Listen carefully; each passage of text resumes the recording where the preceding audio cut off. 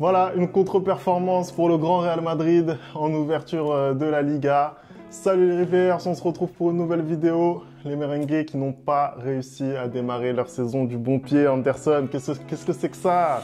Bah écoute, j'ai envie de dire, ça ne suffit pas d'aligner des noms sur une feuille de match. Il faut aussi montrer sur le terrain qu'on est les meilleurs. Et c'était clairement pas le cas ce soir. Et je pense que la saison va être très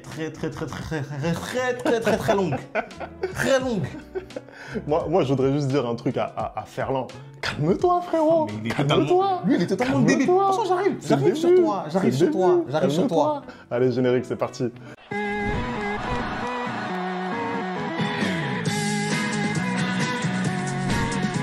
Et on va commencer cette vidéo. Surtout, vous n'hésitez pas à nous donner votre avis sur ce Real Madrid. Real Madrid voilà, qui a été dans le dur aujourd'hui, Anderson.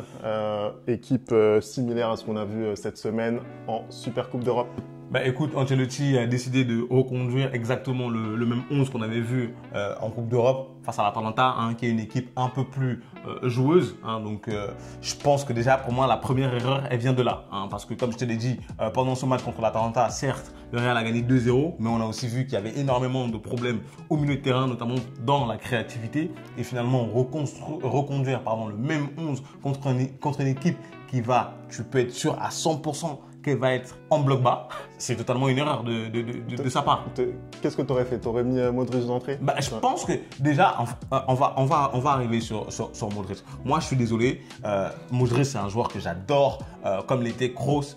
Sauf qu'aujourd'hui, tu as quand même pas mal de jeunes dans ton effectif, à savoir des Brahim et des Güler. Quand le match devient compliqué, ta première option, c'est de sortir Modric du banc. Modric a quand même 38 ans, les années commencent à peser pour lui. C'est pas normal. Je suis désolé, ça sert à quoi de garder les jeunes au club pour pas les faire jouer.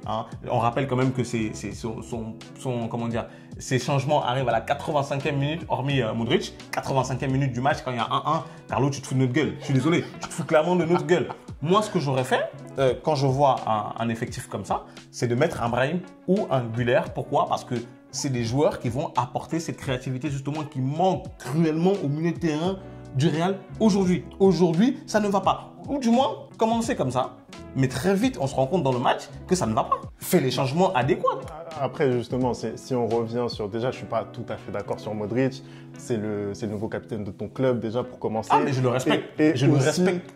Et aussi, je trouve que ce qu'il a pu apporter l'année dernière dans cette configuration, c'est-à-dire en sortie de banc, c'était toujours du calibre d'un joueur de très haut niveau. Mais t'oublies un truc, c'est que en sortie de banc, il n'était pas tout le temps en remplacement de Kroos. Et je te jure que cette équipe a besoin de Kroos. Cette équipe, tu le vois, il lui manque un métronome. Il lui manque le mec qui va dicter le jeu, le mec qui va dicter le tempo du match, le mec qui va ralentir quand il faut ralentir, le mec qui va accélérer quand il faut accélérer. Et après, là où je voulais en venir justement, c'est que pour parler un petit peu du déroulement du match, parce que c'est vrai qu'on l'a un peu occulté, on a été surpris de voir cette équipe de Majorque débuter comme ça très très fort. Vraiment, ils ont mis du rythme. D'ailleurs, globalement, j'ai trouvé que c'était un match agréable à suivre avec beaucoup de rythme.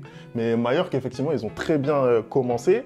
Et justement, petit à petit, après l'ouverture du score madrilène, d'ailleurs très beau but de Rodrigo au passage, on se dit ils vont retrouver peu à peu justement cette maîtrise. D'ailleurs, je pense qu'ils l'ont retrouvé jusqu'à la fin de première période à peu près. Et c'est là pour moi qu'il y a eu quelque chose qui s'est cassé. Mais je trouve que sur la première période, en tout cas, voilà, on va dire les 30 premières minutes, je les ai trouvés bien. À partir du moment où ils ont laissé Majorque justement avec leur temps fort, ils ont repris l'ascendant et l'ouverture du score leur a permis justement de reprendre un petit peu l'ascendant. Oui, mais là tu viens d'expliquer exactement ce qu'est le Real Madrid en Ligue 1 et ce qu'est le Real Madrid de manière générale. L'année dernière, quand on a fait des vidéos ici, à chaque fois je me plains, je dis que c'est la même chose. C'est-à-dire que le Real, là, au début de match, ils ont pris un peu de bouillon parce que Majorque est très très bien rentré dans le match comme tu as dit. Dès qu'ils ont réussi à laisser passer la tempête, ils ont accéléré un peu. Ils ont mis ce but-là par l'intermédiaire de Rodrigo. D'ailleurs, très très beau but. Je suis très content que Rodrigo marque parce qu'il y a beaucoup de gens qui l'ont envoyé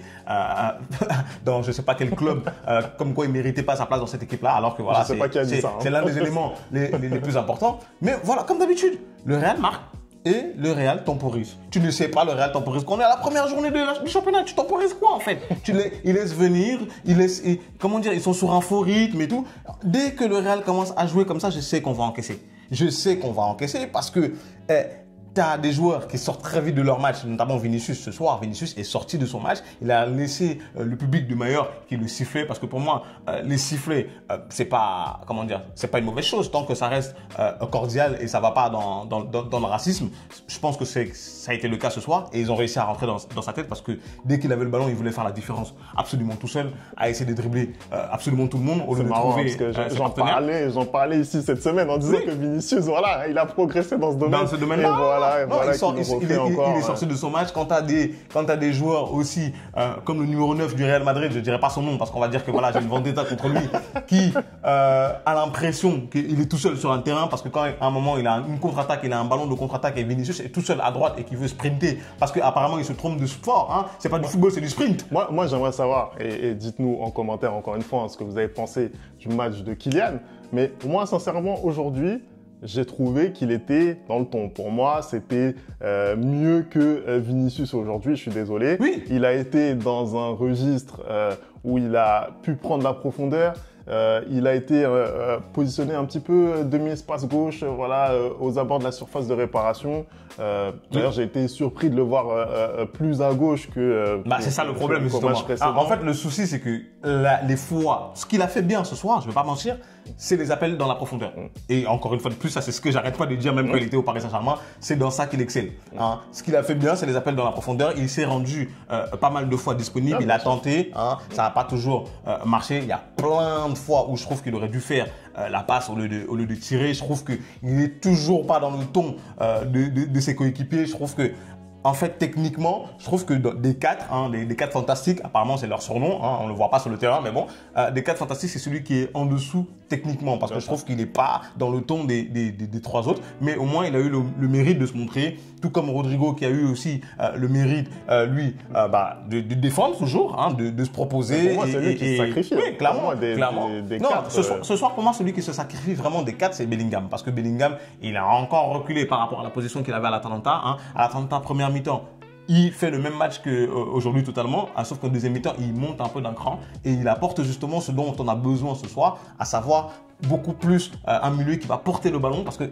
Aurélien, je l'aime beaucoup, mais Aurélien, c'est un pur milieu défensif et il a du mal à faire ça, contrairement à un Kamavinga par exemple, tu vois. C'est pour ça que la blessure de Kamavinga m'a vraiment fait mal parce que je sais que Kamavinga, lui, il est capable de porter le ballon et d'amener la supériorité dans la défense adverse. Aujourd'hui, moi, j'ai encore une fois de plus un problème avec ce milieu composé de Tchouaméni, Valverde et Bellingham. Ça ne marche pas parce qu'il n'y a personne pour créer. Il n'y a personne pour créer. Et quand aujourd'hui, par exemple, tu as un Valverde qui est un peu en dessous, ça donne ça en fait. Ça donne ça, c'est-à-dire qu'il n'y a que des passes latérales, aucune passe verticale. On a aussi des latéraux aujourd'hui qui n'ont pas rempli leur rôle parce qu'ils n'ont pas dédoublé, que ce soit Vinicius ou Rodrigo pour proposer des centres. Hein. J'ai trouvé qu'aujourd'hui, en deuxième mi-temps, en tout cas en première mi-temps, quand ils ont haussé le ton et qu'ils ont réussi à marquer, ça allait. Mais j'ai trouvé qu'à partir de la fin justement de la première mi-temps et de la deuxième mi-temps, il n'y a absolument rien qui allait. Et plus on avançait dans le match et plus ça se dégradait. Et justement, t'attends de ton entraîneur, de ton entraîneur hein, qui a quand même plus de 25 ans de carrière, qui fasse des changements assez tôt. Et il attend la 85e minute pour faire des changements qui n'ont aucun sens. Je te repose la question. Déjà, dans un premier temps, est-ce que pour toi, le milieu de terrain qu'on a vu ce soir, donc Bellingham, Tchouaméni, Valverde, ça doit être le milieu de terrain titulaire du Real Madrid dans les grands matchs? En 4-3-3, c'est pas possible. Et deuxièmement, en 4-3-3, c'est pas possible. Deuxièmement, tu mets qui à la place? Moi, aujourd'hui, je veux pas vous mentir, j'ai besoin d'un milieu de terrain en 4-4-2. J'ai besoin déjà qu'on repasse en 4-4-2, je suis désolé. J'ai besoin qu'on repasse en 4-4-2, même si j'avais fustigé cette formation l'année dernière. Et je l'ai dit encore dans le premier match que je pense que le 4-4-2, c'est la formation idéale du Real aujourd'hui. Mais on veut forcer parce que voilà, on a recruté un certain joueur et il faut absolument qu'on fasse jouer tout le monde ensemble. Mais j'ai besoin qu'on repasse en 4-4-2. Et j'ai besoin que ce soit Brahim ou Arda Güler, un des deux intègre le 11 aujourd'hui. J'ai besoin qu'un des deux intègre le 11 aujourd'hui. Parce que c'est pas possible. On va pas pouvoir continuer toute la saison avec un milieu où aucun des trois n'est capable de créer. Tu veux enlever qui? Aucun des trois n'est capable de créer. Parce qu'aujourd'hui... Moi, aujourd'hui, j'enlève Tchouaméni. Hein. Je suis désolé, j'enlève Tchouaméni.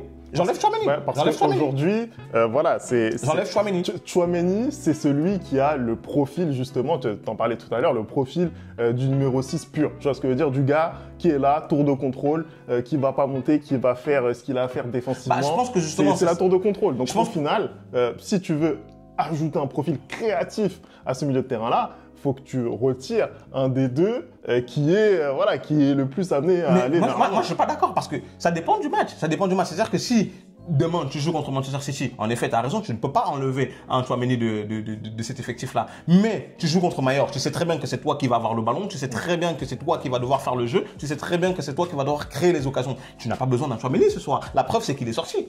La preuve, c'est qu'il est sorti. Tu mets un 4-4-2 avec un double pivot Valverde et Bellingham par exemple, hein, et que tu nous rentres un Brahim, que tu me rentres un Brahim ou un Arda Güler et que tu laisses devant Mbappé et Vinicius et que tu mets Rodrigo à gauche par exemple, l'équipe elle marche. L'équipe elle marche et l'équipe elle a de la profondeur, et l'équipe elle a de la verticalité. Après, aujourd'hui, tu dis que Tchouaméni, il est sorti, etc.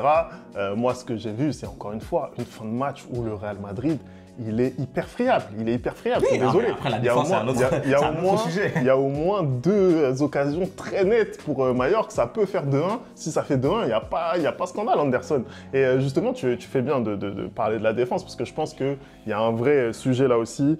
C'était encore une fois la charnière Militao-Rudiger qui a été reconduite.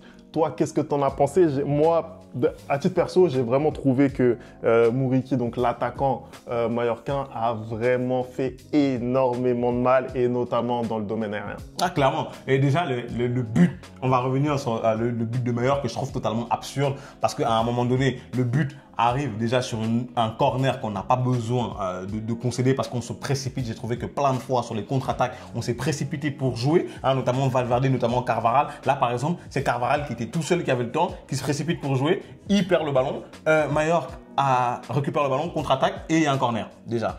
Donc voilà comment le but arrive. Ensuite, sur le corner, à quel moment l'attaquant vedette de l'équipe adverse, hein, c'est lui, on sait très bien que c'est vers lui que le ballon va arriver, et tu mets Mbappé au marquage. Parce que sur le but, c'est Mbappé qui lâche son marquage, mais après, c'est normal, il n'est pas habitué. C'est à Rudiger ou à Militao d'aller défendre sur lui, mais j'ai l'impression qu'on était en train de faire une défense en zone en corner, ce qui n'a aucun sens. Je suis désolé, ça n'a aucun sens quand tu t'appelles le Real Madrid. Tu sais très bien qui sont les équipes, qui sont les joueurs en face qui sont dangereux. Hein, tu sais très bien qui sont les joueurs que tu dois marquer, parce que je pense qu'il y a des millions et des milliers d'euros qui sont dépensés hein, dans l'étude des vidéos, hein, dans la préparation des matchs. Je pense que Ancelotti a toute une équipe autour de lui pour l'aider à ça. Donc, je ne comprends pas comment on peut avoir autant de problèmes dans les centres aériens pendant ce match-là. J'ai eu l'impression de voir le PSG. Je suis désolé. Un coup de pied arrêté, à chaque fois, c'était dangereux. Ah non, à chaque fois. On souffre, à les chaque gars. fois. C'est n'importe quoi. Surtout que, encore vous, ça va. Il n'y a pas de, on va dire, il n'y a pas de hauteur et tout. Il y a Militao et Rudiger. T'as l'impression qu'à chaque fois qu'on se faisait contre-attaquer, on allait prendre un but. Et comme tu dis, si ce soir le match il finit à 2-1, c'est pas un scandale. Parce que Mallorca a très bien joué le coup ce soir contre le Real. À chaque fois qu'ils ont dû contre-attaquer, et surtout en deuxième mi-temps, c'était très dangereux en fait. C'était très dangereux, et aujourd'hui, encore une fois de plus, la défense ne m'a pas rassuré. C'est-à-dire que Militao, moi je suis bien content, je veux bien qu'on soit heureux de son retour, moi le premier, mais je suis désolé, les prestations qu'il affiche pour l'instant sont pas rassurantes. Et Rudiger, j'ai l'impression que lui, il n'est pas encore en forme. Alors Mendy est, chaque fois que je remonte dans le train, toi tu veux me faire descendre du train. Tu veux me faire descendre du train parce que déjà, c'est un pur gaucher. C'est-à-dire que Mendy, à chaque fois, il se limite avec son pied gauche en fait. C'est-à-dire que tu sens qu'il peut faire des trucs avec son pied droit, mais non, il repasse par son pied gauche et du coup ça le met en difficulté. Il est pas maladroit en plus hein, avec son pied droit. Oui, et ça le met en difficulté à chaque fois parce qu'il a ce problème-là. Et comment tu peux finir le match comme ça? Il y a déjà 1-1, il y a 1 partout. Pourquoi tu fais cette faute-là en fait?